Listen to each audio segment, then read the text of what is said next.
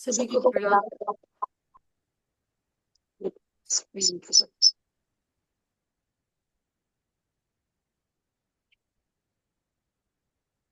क्षमा प्रार्थी, थोड़ा सा लेट हो गया आज।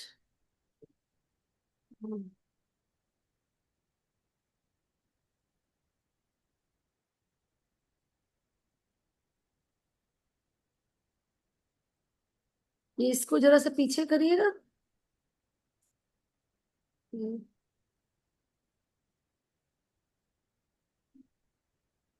हम्म,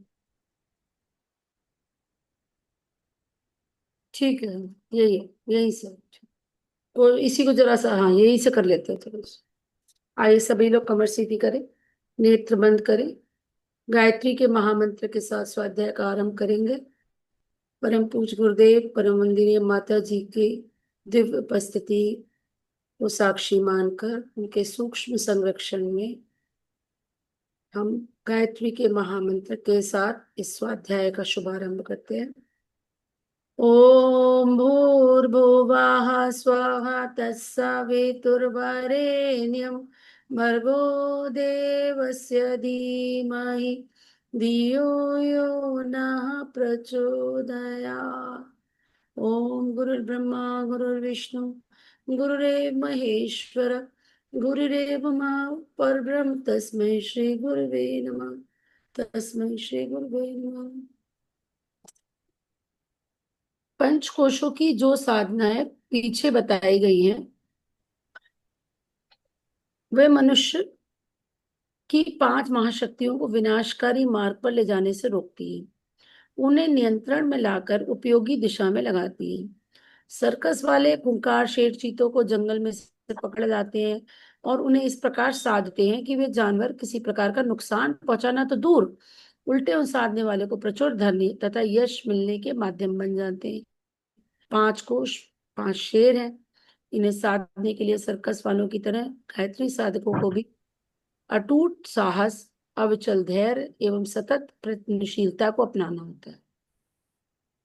इस साधना का आरंभ काफी कठिनाइयों और निराशाओं से भरा हुआ होता है, परंतु धीरे धीरे सफलता मिलने लगती है। और गायत्री साधक जब इन 5 महासिंहों को, पंचकोशों को वश में कर लेता है, तो उसे अनंत ऐश्वर्य एवं अक्षय कीर्ति का लाभ होता है। सर्कस के शेरों की अपेक्षा इन आत्मिक सिंहों की महत्ता अनेक गुनी है, इसलिए उनके सद जाने पर सर्कस वालों की अपेक्षा लाभ भी असंख्य गुनी है। कायर इस साधना की कल्पना मात्र से डर जाते हैं, पर वीरों के लिए आपत्तियों से भरा हुआ परम पुरुषार्थी आनंददायक होता है। कोशों के असंतुलित, अविकसित, अनियंत्रित रहने से मानव अंतःकरण की विषम स्थिति रहती है। उसमें परस्पर विरोधी विचारधाराएं, भावनाएं और रुचियां उभरती और दबती रहती हैं। गायत्री साधना से इनमें एकता उत्पन्न होती है और अंतर के समस्त संकल्प विकल्पों की उधेड़ बुन समाप्त होकर एक सुव्यवस्थित गतिशीलता का आविर्भाव होता है। ये बहुत इंपॉर्टेंट लाइन है कि हम लोग पढ़ रहे हैं थ्योरेटिकली, लेकिन ना हमने पंचकोश देखे हैं, ना हम पंचकोशों की ऐसी एक कोई विधिवत एक प्रोटोकॉल जानते हैं। गुरुदेव ने तो कई सारी साधनाएं बता दी भाई। आनंद में अन्न में कोश है तो आप उपवास करिए, सात्विक भोजन रखिए, योग व्यायाम। ऐसे ही मनो में कोश है तो जप और ध्यान करना है, अगर प्राण में कोश है तो प्राणायाम करना है। पर एक कोई ऐसा स्पेसिफिक तो नहीं। अब इतनी सारी चीजें हैं, अब उसको कितना हम कर पाते हैं अपने दैनिक जीवन में। पर एक बात बहुत इंपॉर्टेंट है कि गायत्री साधना करेंगे तो ये जो हमारी कोशों की स्थिति डावाडोल सी बनी हुई है, असंतुलित है, अव्यवस्थित है, अनियंत्रित है, अविकसित स्थिति में है, मतलब इनिशियल फेजेस, हम एक बेबी स्टेप्स लेना शुरू कर रहे हैं कि हाँ, एक आध्यात्मिक मार्ग पर चलने का हल्का सा प्रयास कर रहे हैं। अध्यात्म को सही स्वरूप में गुरुदेव के माध्यम से, गुरुदेव के साहित्य से जुड़कर, गुरुदेव के विचारों से जुड़कर हम एक सही स्वरूप को जानने का प्रयास कर रहे हैं, है ना। तो अब अदरवाइज आप उसी से पूछिए कि आप क्या साधना करते हैं। हाँ जी, हम पूजा करते हैं। अब वो ये नहीं समझ पाते कि वो पूजा हम कर्मकांड के रूप में कर रहे हैं कि कोई ऐसी हम साधना कर रहे हैं जो हमारे अंतःकरण पे प्रभाव डाले? क्योंकि अभी अधिकतर आप मतलब इसमें कोई किसी को जज करने की भाव नहीं है, एक एक स्टेटमेंट के तौर पे मैं दे रही हूं। अभी अधिकतर लोग अंतःकरण से जुड़ना, अपनी सूक्ष्म, हमारे अंदर सूक्ष्म शरीर है या कारण शरीर है या भाव शरीर क्या होता है, इससे अनभिज्ञ है। एक ठीक है, एक प्रोटोकॉल है क्योंकि हमारे दैनिक दिनचर्या में कि पूजा करनी चाहिए, पर वो भी एक जैसे हम नहाए धोए ब्रश किया तो ऐसे ही हमने पूजा कर ली तो दैट इज कंप्लीट, बस आगे चलो काम। काम जैसे हम करते थे वैसे ही करते हैं। अभी इस बिना बात को समझे हुए कि इस जो भी हम अपना कर्म कांड कर रहे हैं, पाठ कर रहे हैं, जप कर रहे हैं, whatever we are doing, क्या उससे हमारे व्यक्तित्व में कोई अंतर पड़ रहा है कि नहीं? कल एक बहुत अच्छी बात मेरी बेटी ने बताई। किसी फॉरेन स्टूडेंट ने चिन्मय भैया से पूछा, I eat non veg, does it make me a bad person? Because that is what you keep telling in your lectures. तो भैया ने उससे कहा, no, eating non veg doesn't make you a bad person. Thinking bad about any one, doing bad to any person will make you a bad person. तो अभी she is not able to understand, या वो अभी उस स्थिति में नहीं है कि भैया उसको ये बताते कि नहीं, इससे आपके भाव शरीर पे क्या, वो आगे की बात है। पर जनरल एक लाइन में उन्होंने जो बात बताई कि अगर आप दूसरे का बुरा करते हैं, दूसरे के बारे में बुरा सोचते हैं, तो आपको ये बात गलत है। उससे ये अंतर नहीं पड़ता आप नॉनवेज खाते हैं कि नहीं खाते हैं। तो यहाँ पे यही बात गुरुदेव कह रहे हैं कि अगर हम गायत्री साधना करते हैं तो हम कोशों को एक रूपता में ला सकते हैं, एक लक्ष्य की ओर उनको डायरेक्ट कर सकते हैं। तो ये बात समझने के लिए हमको पहले इस बात को समझना पड़ेगा कि फिजिकल वर्ल्ड के अलावा भी एक वर्ल्ड है जो हमें दिख रहा है प्रत्यक्ष, उससे बड़ा परोक्ष है। और उस परोक्ष से जुड़ करके जो नहीं दिख रहा है, उस शक्तियों को, विभूतियों को हम डाउनलोड करके अथाह ऊर्जा को प्राप्त कर सकते हैं। अनंत ऊर्जा, कोई लिमिट ही नहीं है भाई।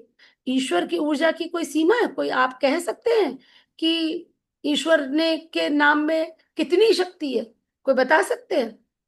जैसे प्रेमानंद जी अपने लेक्चर में बताते हैं कि किसी ने एक बार राम नाम लिया, तो अब जब उसका अकाउंट देखा गया कि भैया देखो इसके अकाउंट में बाकी तो सब गड़बड़ है, हाँ एक बार इसने राम नाम लिया है, तो कोई ये नहीं बता पाया, ब्रह्मा विष्णु महेश, कि राम नाम का पुण्य कितना बड़ा होगा। उसकी कोई सीमा नहीं है, उसका कोई मापदंड नहीं है। तो ये बात है कि सबसे पहले अध्यात्म के मार्ग पे जब हम चलना प्रारंभ करें तो सबसे पहले हमारी दृष्टि जो होती है वो अंदर की ओर हो जाती है। हम पहले अपने को सुधारने का प्रयास करते हैं। इसीलिए गुरुदेव ने एक ही लाइन में पूरा मिशन का उद्देश्य बना दिया है, अपना सुधार संसार की सबसे बड़ी सेवा है। और हम सुधरेंगे, युग सुधरे। एक व्यक्ति तो सुधर जाए, और एक व्यक्ति वो कौन है? वो हम है। वो हम खुद को सुधारें। तो ये आगे की, हम बहुत आगे की बात कर रहे हैं, पंचकोशों की बात कर रहे हैं, पंचकोशों में भी अच्छी अच्छी साधनाओं की बात कर रहे हैं, पर जो सिंपल टेक्निक गुरुदेव ने दी है वो है गायत्री साधना। एक गायत्री साधना को आप पकड़ के रखेंगे तो उससे सब कुछ होता चला जाएगा, सब कुछ ऑटोमेटिकली होना चले जाएगा, क्योंकि आपके अंदर का गुरु जागृत हो जाएगा। तो अंदर आत्मा ही आपको डायरेक्शन देगी कि आपको क्या करना है आगे। और वो आप अपनी आवाज को सुनना सीखे तो वो निरंतर आप साधना में आगे बढ़ते चले जाएंगे। तो गायत्री साधना से इसमें एक रूपता, एकता उत्पन्न होती है, और अंतर के समस्त संकल्प विकल्पों की उधेड़बुन समाप्त होकर एक सुव्यवस्थित गतिशीलता का आविर्भाव होता है। यह व्यवस्थित गतिशीलता जिस दिशा में भी चलेगी उसी दिशा में आशाजनक सफलता मिलेगी। योग साधना का सबसे बड़ा मानसिक स्थिति, सबसे बड़ा लाभ मानसिक स्थिति का परिमार्जन, ये ना अपनी आंतरिक भूमि की सफाई, रिफाइनमेंट, प्योरिफिकेशन, परिमार्जन, परिशोधन, परिष्कृत करना, यही है। कोई भी हम योग कर रहे हो, किसी प्रकार की भी साधना कर रहे हो, परिमार्जित मनोभूमि एक प्रकार का कल्प वृक्ष है, जिसके कारण वे सभी वस्तुएं प्राप्त हो जाती हैं जो मानवीय जीवन के लिए उपयोगी, आवश्यक, लाभदायक एवं आनंदवर्धक है। पांच व्यक्तित्वों को एक ही व्यक्तित्व से सुसंयुक्त कर देना एक ऐसी महत्वपूर्ण कार्य है जिसके द्वारा अपनी शक्ति 5 गुनी हो जाती है। चूंकि ये केंद्रीकरण सतोगुण के आधार पर किया जाता है, इसलिए सात्विक आत्मबल की प्रचंड अभिवृद्धि से पंचमुखी गायत्री साधना का साधक महामानव, महापुरुष, महाआत्मा बन जाता है। तो अब ये जो शक्ति हम डाउनलोड कर रहे हैं या जो शक्ति जागृत कर रहे हैं, ये सतोगुण के आधार पे कर रहे हैं। और जैसे जैसे हमारे अंदर सात्विकता बढ़ती जाएगी, आत्मबल बढ़ेगा, सात्विकता बढ़ेगी, तम घटेगा, रजस घटेगा, तो आप बिना रजोगुण के आप संसार के कोई कार्य नहीं कर सकते। तो रजोगुण घटेगा तो आपकी डेफिनेटली आपकी जो बाहरी गतिविधियां वो कम होकर के आंतरिक शक्तियों पे ज्यादा ध्यान जाएगा, वो केंद्रीभूत हो जाएगी। आपकी जो एनर्जी है वो एकदम एकत्र हो जाएगी, एक ही ओर चलने लगेगी। और इससे जो कहना चाहिए, एक प्रचंड अभिवृद्धि को आप समझिए जैसे एक्सपोनेंशियल रूप से बढ़ेगा, 1 से 2 नहीं, 1 से कई गुना वो बढ़ता चला जाएगा। वो पंचमुखी गायत्री साधना का साधक फिर क्या स्वरूप ले लेता है, वो साधारण नहीं रहता, वो महामानव बन जाता है, महापुरुष बन जाता है, महाआत्मा बन जाता है। कीट पतंगों की तरह तो सभी जीते, आहार, निद्रा, भय, मैथुन की तुच्छ क्रियाओं में संलग्न रहकर सांसें पूरी कर लेना कोई बड़ी बात नहीं है। इस रीति से तो पशु पक्षी भी जी लेते हैं। इस दृष्टि से तो अन्य जीव मनुष्य से कई अच्छे जीते हैं, संयम से खाते हैं, अपने पेट से ज्यादा नहीं खाते, संग्रह नहीं करते, डर नहीं लगता भाई। एक जो जंगल में पशु पक्षी रहते हैं उनको अपने से ज्यादा ताकतवर पशुओं का रोज सामना करना पड़ता है। हम लोग तो प्रोटेक्टेड घर में रहते हैं, हमारे पास तो चार दीवारी है, वो तो रोज एक खतरे का सामना करते हैं, रोज अपना भोजन खोजते हैं। उनके पास कोई बैंक बैलेंस नहीं है, कोई आगे की कमाई नहीं है। बच्चों को सक्षम कर दिया, फिर बच्चे अपना जीवन जीते हैं। यानी कि हम बच्चे फिर पोते फिर पोती और उसी में लगे पड़े हुए हैं। तो इस दृष्टि से देखें तो हमसे कहीं ज्यादा अच्छे हैं।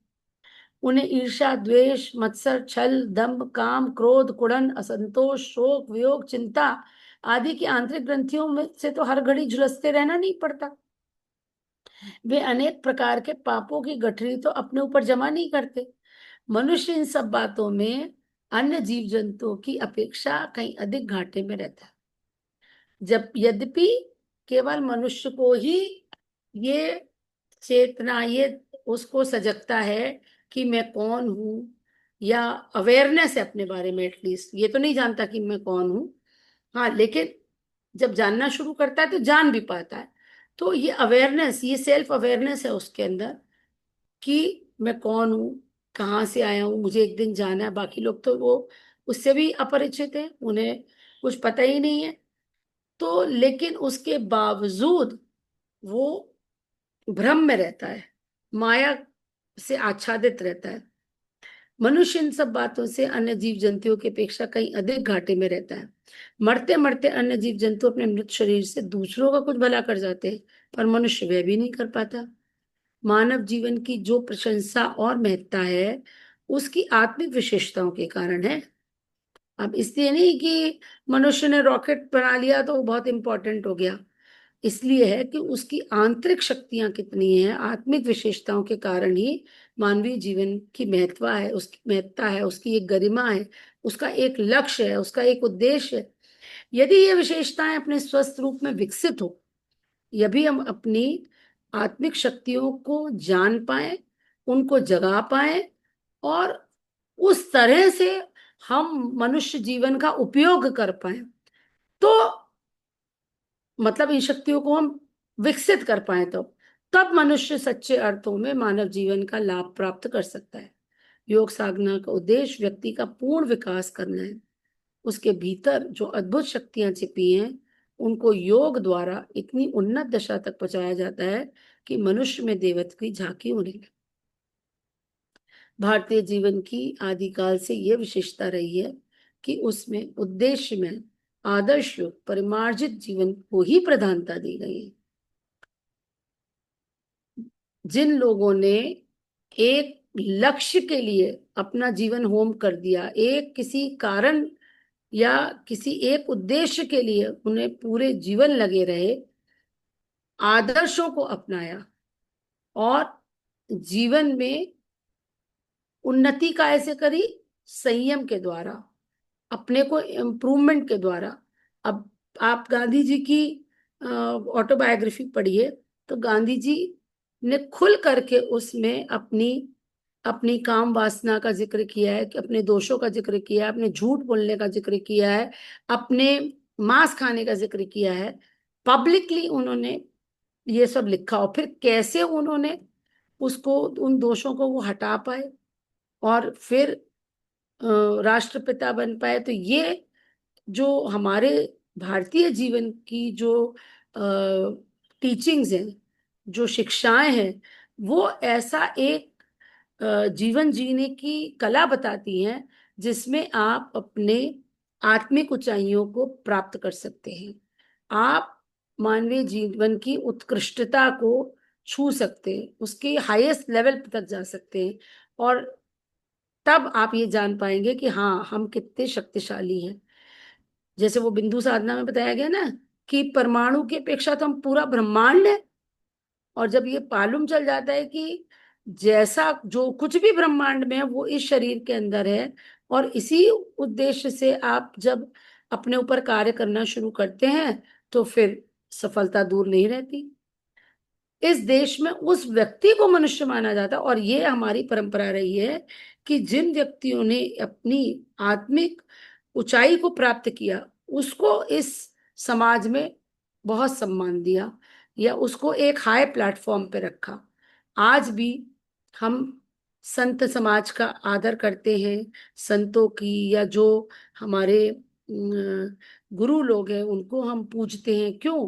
क्योंकि ये हमारे डीएनए में है कि अध्यात्म ही जीवन जीने की कला है, या अध्यात्म के रास्ते पर चल करके ही हम मुक्ति को प्राप्त कर सकते हैं। मुक्ति केवल ये मुक्ति नहीं कि जीवन और मृत्यु के क्रम से हमें छुटकारा मिले। मुक्ति इच्छाओं से, कामनाओं से, मुक्ति अपने दोषों से, मुक्ति अपने अंदर छुपे विकारों से। तो ये हमारी संस्कृति हमको सिखाती है। वो अलग बात है कि मध्यकालीन युग में जो अंधकार में युग आया उसमें हम अपनी संस्कृति से दूर हो गए, लेकिन पुनः ये जागरण हो रहा है और तेजी से हो रहा है। इस देश में उस व्यक्ति को मनुष्य माना जाता है रहा है जो उद्देश्य में आदर्श जीवन जीता रहा है। अज्ञान, अशक्ति और अभाव से संघर्ष करने का व्रत लेने वाले ही द्विज कहे जाते हैं। तीन ही, इसी पुस्तक के पहले दूसरे पन्ने पे ही बताया गया था कि तीन तरह की समस्याएं हैं इस पूरे संसार में: अज्ञान, अशक्ति और अभाव। और उससे जीतने का एक उपाय गायत्री साधना, क्योंकि गायत्री की शक्ति तीन भागों में डिवाइड होकर के इन तीनों प्रॉब्लम से हमको निजात दिलाती है। रीम क्लीम श्रीम। रीम यानी सरस्वती, वो ज्ञान की देवी है और उससे अज्ञानता दूर होती है। श्रीम यानी लक्ष्मी, वो अभाव को दूर करती हैं। श्री की शक्ति है। और क्लीम यानी दुर्गा, वो अशक्त को सबल बनाती है, उसको शक्तिवान बनाती है, शक्तिशाली बनाती है। जो द्विज नहीं है, अर्थात जिसने पारमार्थिक जीवन का व्रत नहीं लिया, उसे स्वार्थी, लोभी, विषयी मनुष्य को शूद्र बताकर निंदा की हमारी संस्कृति ने। तो इस हिसाब से आप, अभी हम लोग सभी शूद्र की कैटेगरी में आते हैं, क्योंकि हम अभी बहुत कुछ सांसारिक जीवन जी रहे हैं, और उस प्रकार से उसका अर्थ सामाजिक बहिष्कार किया गया है। आज तो व्यापक रूप से शूद्रता फैली है, गुरुदेव ने कह ही दिया। आज तो व्यापक रूप से शुद्धता फैली हुई है, उसी की पूजा हो रही है। गुण कर्म स्वभाव से आज चंडालत्व और शुद्धता का विस्तृत प्रसार हो रहा है, क्योंकि आज समाज में किसकी प्रधानता है? अर्थ की। और जिसके पास किसी भी प्रकार का बल है, चाहे वो शरीर बल है, चाहे धन बल है, प्रतिष्ठा है, गुणों की पूजा नहीं हो रही। गुण कर्म स्वभाव से आज हम नहीं आदमी को आंकते हैं। हम आज उसके जो कपड़े उसने पहने हैं, कौन सी गाड़ी में चल के आया, उसका घर कैसा है, कौन सी पोस्ट पे है, तो तुरंत हमारा उससे व्यवहार करने का, बात करने का वो तरीका बदल जाता है। तो ये हमारे जीवन का उद्देश्य नहीं है, क्योंकि यहाँ हमारी संस्कृति के अनुसार हर आत्मा में वो ही ईश्वर का अंश है। हर आत्मा एक बराबर है, फिर चाहे वो भिखारी हो चाहे राजा हो। जब शरीर छोड़ेगा तब थोड़ी ना डिस्टिंग्विश हो पाएगा। लेकिन जो प्रभाव है वातावरण का वो इतना अधिक हमारे ऊपर चढ़ गया है कि इसके लिए हमें कॉन्स्टेंटली प्रयास करना पड़ेगा, कठिन रूप से साधना करके हमको अपने इस जो सोचने का तरीका हमारा बन गया है उसको हमें अपने व्यक्तित्व से हटाना पड़ेगा। क्योंकि आज हम क्या है, बाहरी आवरण से किसी का आकलन करते हैं। भारतीय संस्कृति इसके विपरीत हमें सिखाती है। भारतीय संस्कृति की अद्भुत महानता है कि वह अपने हर अनुयायी को यह प्रेरणा देती है कि पशु पक्षियों कीट पतंगों जैसे शिश्नोदर तुच्छ जीवन ना जिए, केवल उदर और काम वासना से ग्रसित जीवन ना जिए, वरन अपना प्रत्येक क्षण महान आदर्शों की पूर्ति में लगाएं।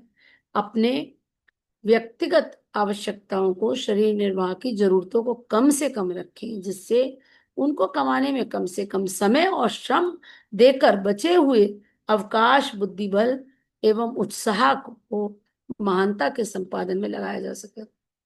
अब ये इसके विपरीत हमारा समाज चल रहा है। तभी जब हम लोग किसी से समय दान की अपेक्षा करते हैं या किसी प्रोग्राम में चाहते हैं कि हमारे साथ आए, तो अधिकतर लोगों का जवाब ये होता है हमारे पास समय नहीं। यहाँ तक कि हमारे जो अखंड ज्योति के पाठक होते हैं, जब आप रिन्यू कराने जाइए तो उनको फिर से कन्विंस करना पड़ता है कि नहीं आप इस पुस्तक को लीजिए, नहीं तो कहते हैं बंद कर दीजिए, कोई पढ़ता नहीं है, कोई समय नहीं है हमारे पास। क्यों नहीं है समय? क्योंकि हमारी सारी एनर्जी इसी में लग रही है कि हम कैसे और अधिक कमाएं, और अधिक कैसे हम प्रतिष्ठा प्राप्त करें, और कैसे हम अधिक से अधिक अपने मनोरंजन के साधन एकत्र कर सके। तो इसके लिए हमारे पास समय है, लेकिन आत्म उत्कर्ष के लिए हम कैसे अपने जीवन को महान बना सकते उसका अभी ना ज्ञान है, ना उसकी ओर दृष्टि है।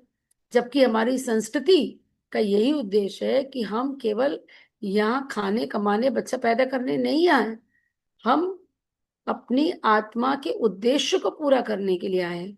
हालांकि वो भूल चुके हैं, लेकिन अगर हम साधनात्मक जीवन जिएंगे, पारमार्थिक जीवन जिएंगे, तो धीरे धीरे हम अपनी आत्मा के उद्देश्य के करीब पहुंच सकते हैं और उसमें आत्मसंतोष मिलेगा। लेकिन जब अधिक समय हमारा कमाने खाने में ही निकल जाएगा तो फिर आत्मोन्नति के लिए समय नहीं बचता। इस सांस्कृतिक पे प्रेरणा को एक शब्द आया था ऊपर, कीट पतंगों जैसा शिष्य उधर, तो उधर तो हो गया यानी कि पेट भरना अभी। बताया था ना उस दिन डॉक्टर साहब ने, शिशन का मतलब होता है पेनिस, लिंग को कहते हैं शिशन। डॉक्टर साहब ने अभी बताया था उस दिन, शिश्नोदर मतलब दो दो इसमें मतलब विकार आ गए। एक तो पेट के लिए और एक बच्चे पैदा करने के लिए। तो ये दो पशुओं के एनिमल इंस्टिंक्ट्स, दो एनिमल इंस्टिंक्ट्स हमारे साथ आते हैं। हम भी तो पशु योनि में रह चुके हैं ना। तो पशुओं के जो दो कुसंस्कार हम लेके पैदा होते हैं वो है फूड एंड सेक्स। ये दोनों को इवन मेडिकल भाषा में इसको एनिमल इंस्टिंक्ट्स कहा जाता है। और हमारा जो ह्यूमन बिहेवियर होता है वो इनहिबिशंस पे काम करता है। हमको बचपन सिखाया जाता है ये नहीं, यहाँ पे शुशु नहीं करनी, यहाँ पे पॉटी नहीं करनी है। तो इनहिबिटेड बिहेवियर होता है हमारा। Human behaviour is inhibited behaviour. और जब आप कोई ड्रग ले लेते हैं या शराब पी लेते हैं तो इनहिबिशंस खत्म हो जाते हैं, और उसमें फिर आपके अंदर जो भी होगा वही बाहर आएगा। जैसे अगर कोई शांत व्यक्ति है तो वो शराब पी के शांत रहेगा, अगर लेकिन उसके अंदर गालियां भरी हैं तो वो शराब पी के गालियां देगा। ये है, अनिनिबिशंस हो जाते हैं। जिसमें उसको कम से कम श्रम दे। हाँ, आगे पढ़ते हैं। इस सांस्कृतिक प्रेरणा को ऋतंभरा प्रज्ञा एवं सद्बुद्धि नाम से पुकारा गया है। यही हमारी संस्कृति कहती है कि अपने विवेक को जागृत करें। विवेक क्या है? Highest level of intellect, refined intellect. Intellect नहीं, इंटेलेक्ट तो किसी भी बहुत पढ़े लिखे या बहुत सक्सेसफुल व्यक्ति के पास होता है। रिफाइंड सद्बुद्धि, सद्बुद्धि, ऋतंभरा प्रज्ञा, ये इसको हमें जागृत करना, और इसी को गायत्री कहा जाता है। गायत्री मंत्र में परमात्मा से सद्बुद्धि प्रदान करने की प्रार्थना की गई है। यह सद्बुद्धि प्राचीन काल में अधिकांश भारतवासियों को प्राप्त थी। इसी से इस भूमि को पुण्य भूमि, तपोभूमि, स्वर्गादपि गरीयसी आदि नामों से संबोधित किया जाता है। और यहाँ जन्म लेने के लिए देवता भी इच्छा करते थे। जीवन मृत्यु मुक्त आत्माएं ललचा ललचा कर इस देश में अवतार लेने के लिए मुक्त धाम से वापस लौट आती थी। ऋतंभरा बुद्धि ने इस देश को महान मानवों से पाट रखा था। विद्या में, बुद्धि बल में, पराक्रम में, धन में, स्वास्थ्य में, सौंदर्य में ये देश भरा पूरा था। तभी कहते थे हमारे हमारी कितनी पॉपुलेशन है, 33 करोड़। देवी देवता, सब देवी देवता थे, सबका देवत्व जागृत था। कारण की सद्बुद्धि ने भारतवासियों की अंत्य भूमिका ऐसी परिमार्जित कर दी थी कि उससे भौतिक एवं आत्मिक शक्तियों का अक्षय भंडार उद्भव होना स्वाभाविक ही था। तो इस तरह से हमारे डीएनए में वो इनबिल्ट था, क्या? कि आत्मिक उन्नति प्राप्त करनी है। साथ साथ हम पराक्रम में भी, भाई जो जो ईश्वर के अधिक नजदीक होगा उसमें ईश्वर के अधिक गुण होंगे। तो ईश्वर निर्भय है, निर्विकार है, सर्वगुण संपन्न है, सतचित आनंद है। तो वो सारे गुण व्यक्तित्व में थे उस समय। और जैसे जैसे हम ईश्वर से दूर हो गए, या इसको साइंस की भाषा में कहते हैं, जैसे जैसे हमारी बैटरी कम होती चली गई, बैटरी डिस्चार्ज होती चली गई, तो ये गुणों में भी कमी आने लगी और विकार हावी होने लग गए। तो आज के लिए इतना ही। कल हम लोग कंटिन्यू करेंगे। सभी